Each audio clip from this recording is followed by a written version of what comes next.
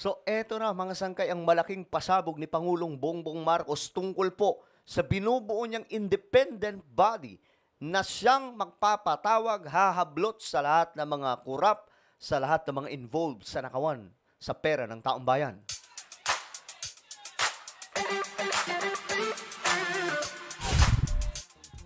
So ito, tingnan po natin. Magandang pag-usapan to. Mula po ito sa podcast ni PBBM kung saan dito nga po may revelasyon. Anyway, bago tayo magtuloy-tuloy sa mga hindi pa po dyan nakakapag-subscribe, tayo po ay 1.56 million subscribers na. Kaya naman, ano pang hinihintay mo? Makikita nyo po yung subscribe button sa baba ng video na to. I-click nyo lamang po yung subscribe, i-click ang bell, at i-click nyo po yung all. Sa mga nanonood po sa Facebook, i-follow nyo po yung ating Facebook page. Alright. Ito mga sangkay, tingnan po natin. Ito yung revelasyon kasi ni Pangulong Bongbong Marcos patungkol po dito sa binubuo niyang independent body. Kasi, alam niyo guys, itong investigasyon sa Senado at dito sa Kongreso or sa House, malabo po yan. Kasi kasama po sila sa dapat iimbestigahan. So bakit pa sila nagpapa-imbestiga? Anong trip yan? Takipan? Ngayon, kailangan dito ng independent body. At eto mga sangkay, yung revelasyon ni PBBM. Kay Pangulong Bongbong Marcos na nanggaling. Sa susunod na linggo ay aanunsyo na kung sino-sino ang magiging miyembro ng independent body na mag-iimbestiga sa mga flood control project. Wala pang formal name. Pero yun ang binubuo namin. Independent Commission para imbestigahan. Ito nga ang mga lumalabas na anomalya. Ang nakakatawa dyan mga sangkay, kasi itong mga DDS, no? Tila baga, parang pabor na pabor pa po sila sa kabila sa mga magnanakaw. Anak ng tokwa. At ayon sa kanila, bakit daw si BBM ang bubuo ng independent body? Sino ba dapat ang bubuo? Si Sara Duterte? Anong klaseng pag-iisip yan? Diba? Natural siya ang presidente ng Republika ng Pilipinas. At ngayon, maswerte nga pong bansa natin kasi may presidente po tayo na may bayag. Dumaan sila PRRD, dumaan sila Noynoy Aquino, sila Gloria. May ginawa bang ganyan? Wala. Diba? Mga sanggay. Ito kasi, palibasa si BBM, mayaman pa po ito kaysa sa mga bilyonaryo sa Pilipinas. Hindi po kayang suhulan ito. Kung kaya't siya lamang po ang kaisa-isang presidente na naglabas nito.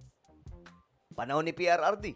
Sinabi ni PRRD, mayroong daming ghost project sa DPWH. Pero bakit walang kinasuhan? Bakit walang tinanggal na mga direktor? Bakit hindi tinanggal si Mark Villar? Bakit walang investigasyon sa mga congressman? Sa mga senador na involved? Diba? Ibig sabihin, alam nyo na kung sino yung weak.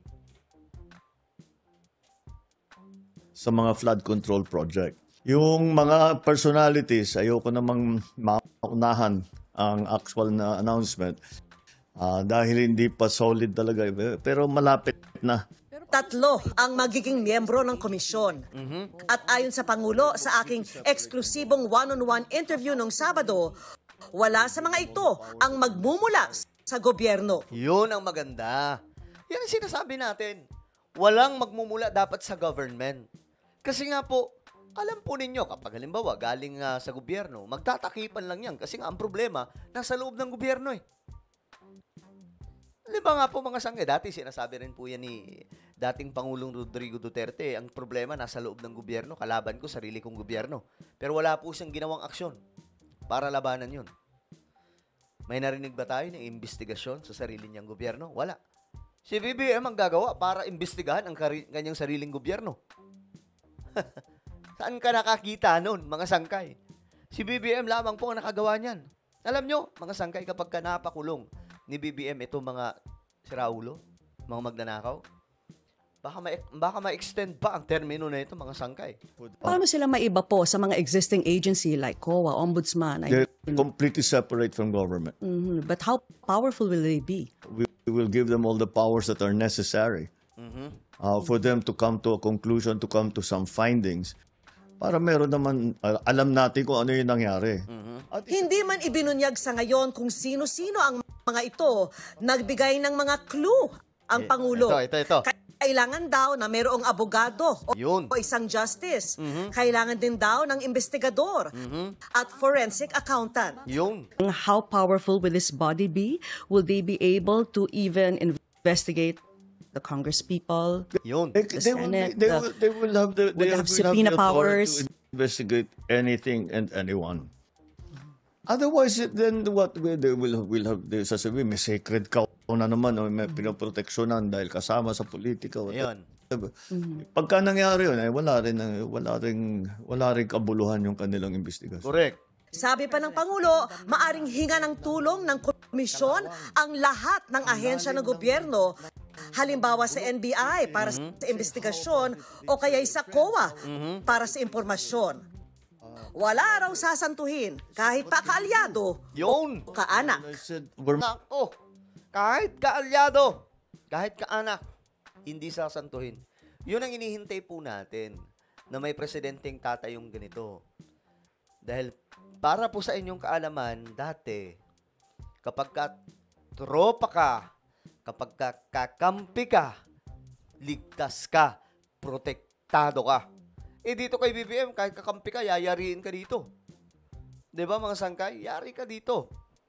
making an omelet. We're going to have to break some eggs. There's just no way around it. Even if they're relatives as well.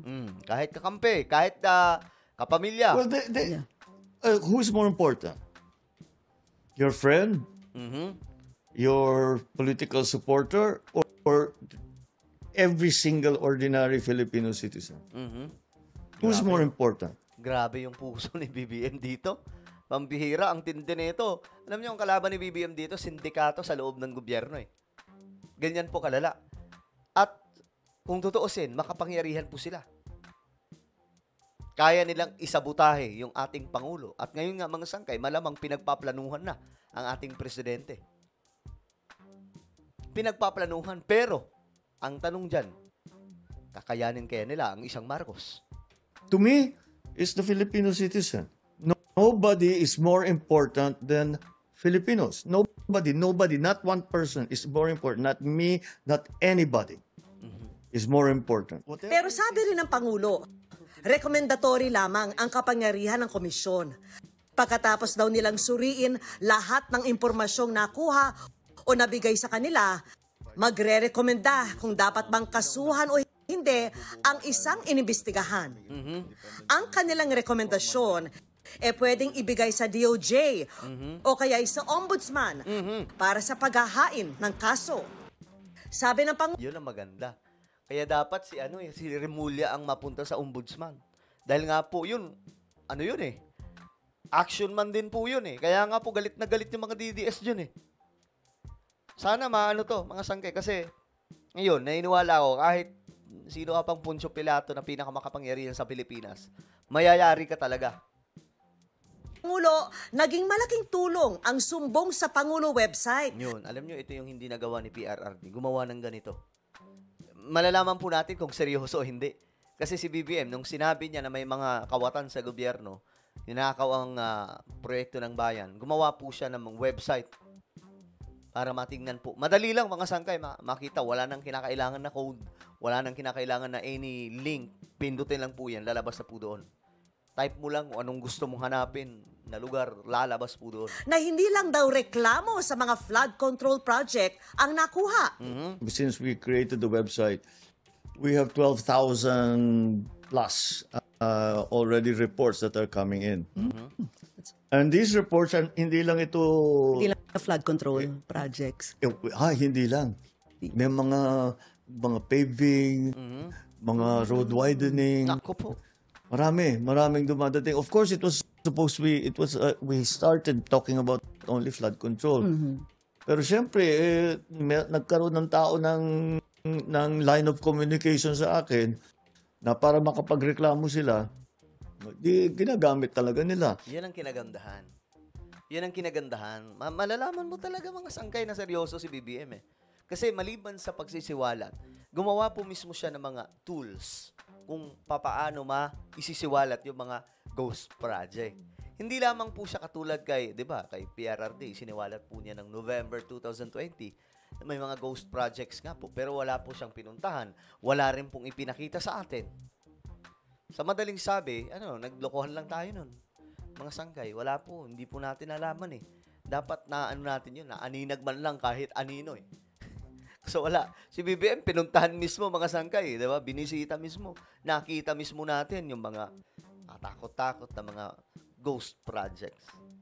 Well, ano po ang inyong opinion? Ito na yun mga sangkay. Ito yung malaking pasabog ni PBBM. Pero abangan po natin kailan lalabas ang Independent Commission na hahablot sa lahat ng mga korap. Anyway, bago tayo magtuloy-tuloy at hindi pala magtuloy-tuloy, bago magtapos, mayroon po tayong YouTube channel, Sangkay Revelation. Hanapin nyo po ito ngayon sa YouTube. Kapag nakikita nyo na, i-click nyo po yung subscribe, i-click ang bell, at i-click nyo po yung all. Ako na po ay magpapaalam. Mag-iingat pong lahat. God bless everyone.